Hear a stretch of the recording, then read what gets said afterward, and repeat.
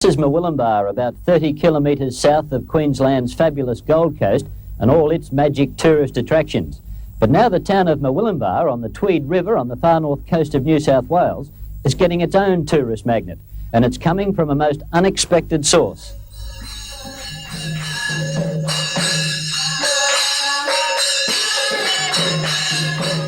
The image most of us have of the rapidly spreading religious movement, the Hare Krishnas, deities, chanting, strange haircuts, and absolute devotion. This is Krishna World, 900 acres of land that once heard only the sound of the bushman's axe or the pioneer's plough. The Hare Krishna Farm, about 10 kilometres from Murwillumbah, began in 1977 with just 6 devotees living in a couple of battered caravans. Krishna World these days has 110 followers living on the farm and another 80 families living in Murwillumbah itself. The caravans have long gone. They're being replaced by 40 homes, the residential side of a $5 million development designed to snare tourists on their way up and back from the Gold Coast. With progress at Krishna World comes comfort. The movement's globe-trotting spiritual master, an American called Bhavananda Goswami Vishnupad, calls this place home when he visits Krishna World a couple of times a year. Just the place to rest the weary head.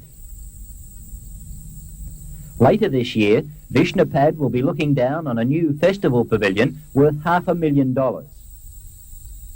It will seat 1,000 people interested in Krishna consciousness and Indian food.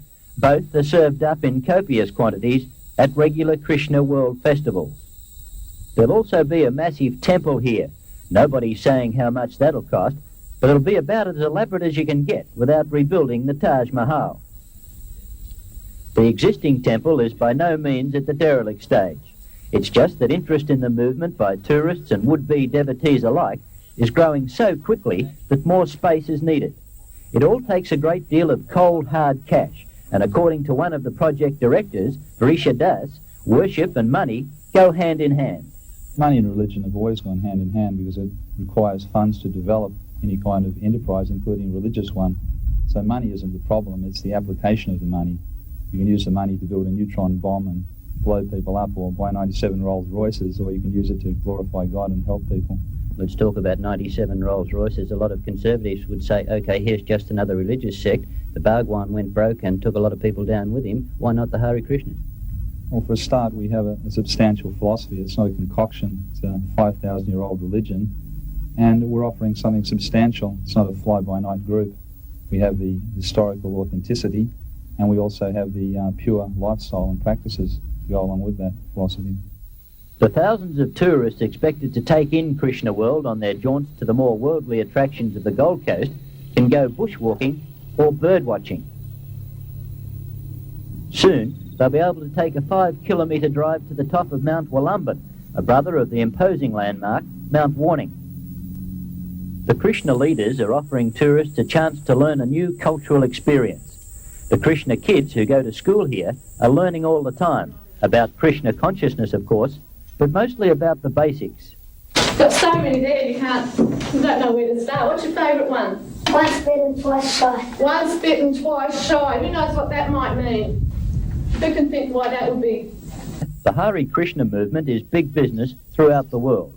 Apart from Krishna World near Murwillumbah, its Australian interests include a former ghost town in Victoria, jewellery and clothing outlets all over the place, a dozen restaurants, and coming soon, a hamburger chain.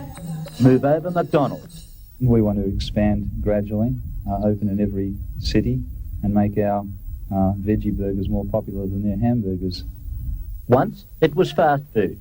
Now, it seems, it's food in a hurry. Ian Thompson reporting for 11 a.m. Food in a hurry. We'll be back in a moment with more on the Grammys.